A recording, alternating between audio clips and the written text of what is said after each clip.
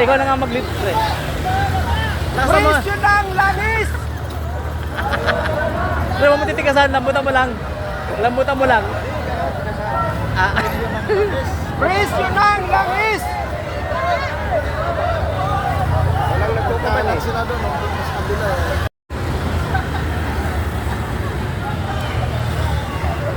Lumukli, yung dami. Kalapod, kalahati lang yan. Uy, dito sikat. Dito sikat.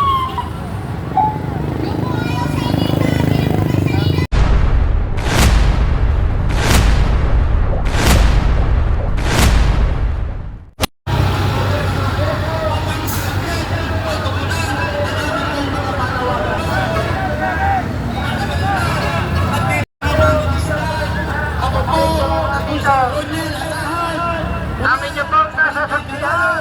Nasugbo Batangas. Narito po kami ngayong araw.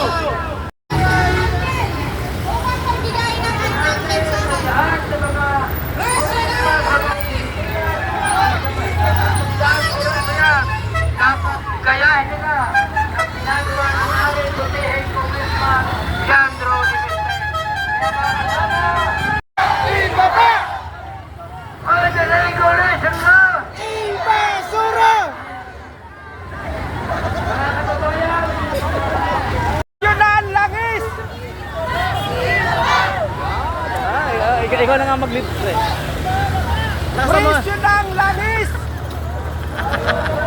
Pre, huwag mo titikasan, lambutan mo lang. Lambutan mo lang. Presyo ng langis! Walang nagkukumalan sila doon, mas kabila eh.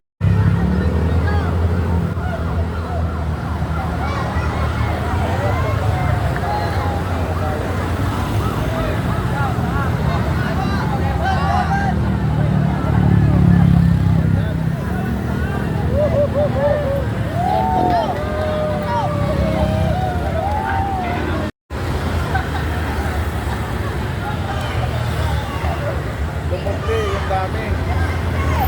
Kalapod, kalahati lang yan. Uy, dito sikat. Dito sikat.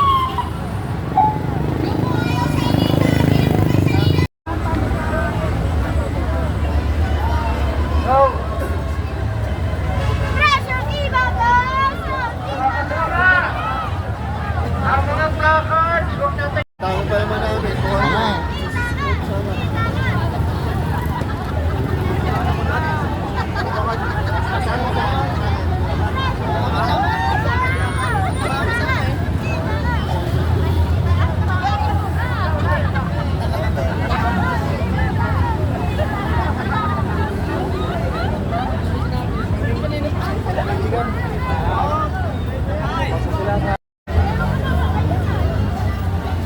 Sobra na sila.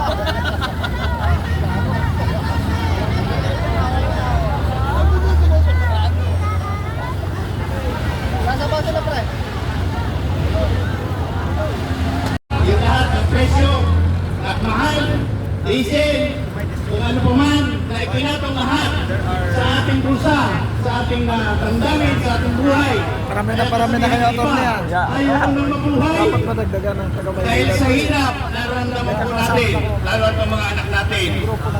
Halos, ang ating mga apo, magulang, at ang ating usapin, tungkol sa paghihirap na ipinagsak sa atin, mayroong isa tayong nagmamahal sa ating congressman, Dimeste, nang siya ho ang nag-ahatid ng boses sa ating presidente sa lahat ng ating kasama sa panunungkulan. Hindi lang naman nasagpo, hindi lang First District ang naghihirap, buong Pilipinas po naghihirap. Kaya hiling ko sa kasama ni Congressman na Kongreso na sa panunungkulan, sana samahan po siya. Hindi po kaya na nag-iisa na paglaban ang buong tao dito sa ating sa Pilipinas. Kaya siya po ay pinaalis, pero nagdandang siya.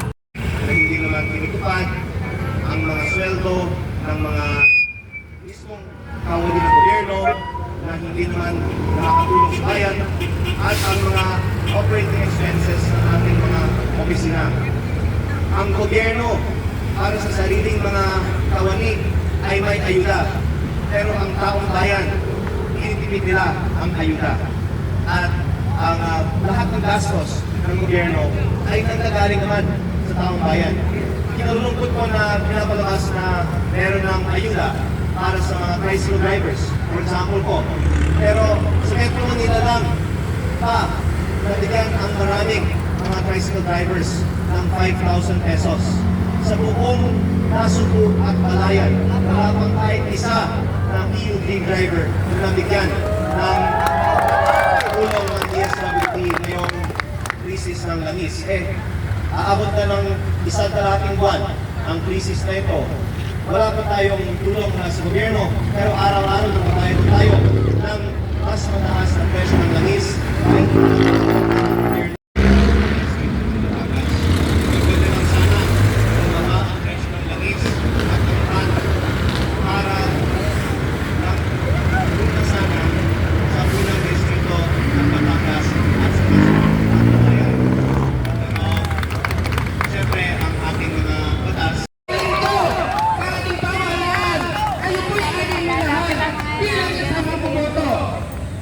Lalong higit ang aking minamahal na congressman ng buong lalawigan ng unang distrito.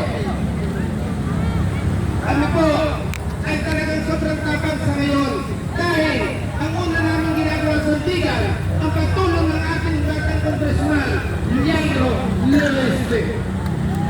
Muli po, ang aking hinahin, sana po bigyan ng ating pamahalaan ang awa doon sa isipin nyo, isang linggo pa, 2,000 na ang mga LPG. Saan pa kukuha ng mga driver ng mga dito na ganyan? Sa counting kinikita sa pamamasada? Wala naman taas pamasahe dahil sa kawawa sa mga commuter at kaya ang mga tsuper, operator, driver, isang bayani at ang lahat ng lalawigan ng Pilipinas.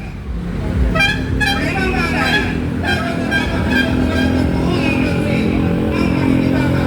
Kaya ko, hindi naman po dapat dito. Kaya naman po rin ang pumunta dito. Kaya sa mga nagalaman, pupunta ang hindi. Ako po, ay isang presidente naman ng nagalaman. Sakot na rin ang barangay Manila. Ibang po ako dito upang kayo. Kaya nairamdaman nila ang hirap ng ating dinadanas.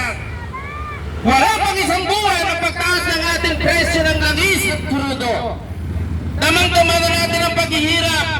Ang awa ko sa aking mga transport, toda, buses, silang lahat ay umuwi.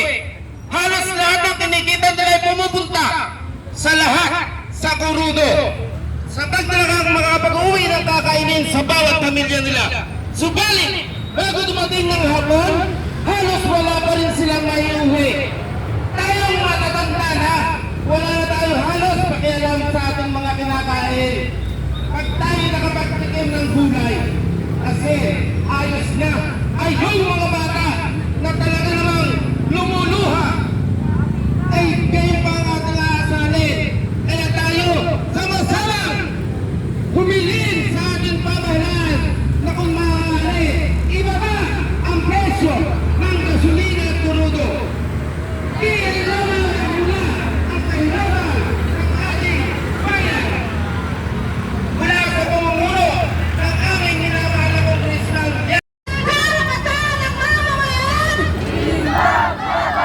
Ang susunod na nakakasalita ay nagmula naman po sa Barangay Banilan, si Carly Causila. Balik tayo dito sa naiipon masyado dyan sa gitna. Hello?